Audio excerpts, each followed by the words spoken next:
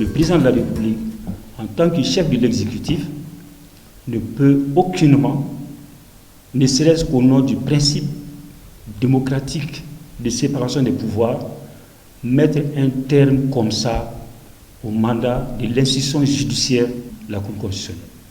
Donc, le président, je dirais, savait bien qu'il n'avait pas le pouvoir constitutionnel de le faire. Il l'a fait, donc moi je suis obligé de conclure que le président de la République a volontairement décidé de violer la constitution du Mali.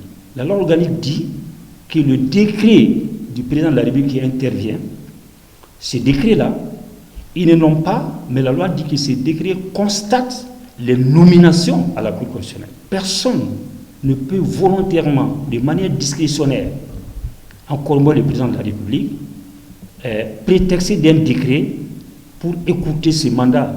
Parce que ce mandat ne peut prendre fin que dans des conditions énumérées par la loi organique sur la Cour constitutionnelle. Ça veut dire qu'il peut arriver une vacance de siège au sein de la Cour constitutionnelle. La vacance de siège peut résulter, par exemple, de la démission d'un conseiller, la démission volontaire. La vacance peut résulter de l'incapacité d'un membre de la Cour. La vacance peut résulter du décès d'un membre de la Cour constitutionnelle. Et enfin, la vacance peut résulter de ce qu'on appelle la démission d'office des membres de la Cour constitutionnelle. La démission d'office qui s'analyse comme une sanction interne.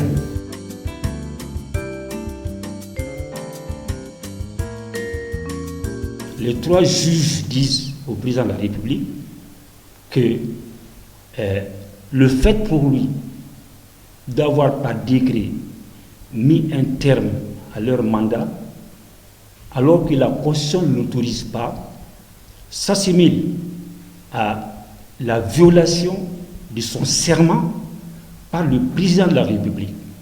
Parce que le président de la République a l'obligation de respecter et de faire respecter la Constitution comme c'est dit dans son serment, entre autres.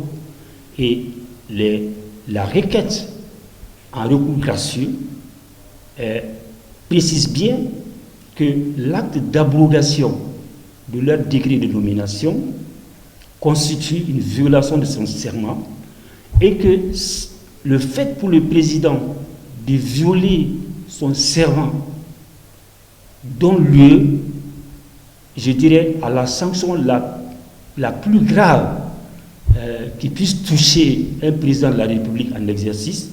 Ça s'appelle la sanction de la haute trahison.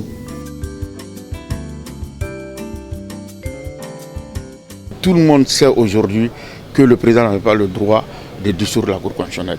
Le problème, c'est quoi? S'il y a eu des démissions, dès que la démission est constatée, il faut 30 jours pour remplacer les membres. Ça, c'est une réalité. Maintenant, 5 ont démissionné, ça reste quelques membres, eux ont dissous la Cour constitutionnelle au moment qu'ils étaient là. Et ils ont piétiné leurs droits, et ils sont en droit de demander réparation. Mais la réalité, c'est qu'il est là, il fallait attendre les 30 jours pour nommer les nouveaux membres. Et ça, c'est la présidente de la Cour qui devait faire. Bon, voilà, ça crée une situation d'ambroglio, une situation juridique et personne ne peut en s'en sortir. Et ça nous ramène dans la Constitution. Ce qui veut dire que la Constitution est devenue une camisole de force pour gérer cette situation, laisser les deux institutions travailler et donner le temps au président de continuer son mandat. Si nous touchons aujourd'hui, l'Assemblée tombe, le président va tomber et nous allons venir vers une transition. Si c'est une transition, ça c'est un coup d'État constitutionnel.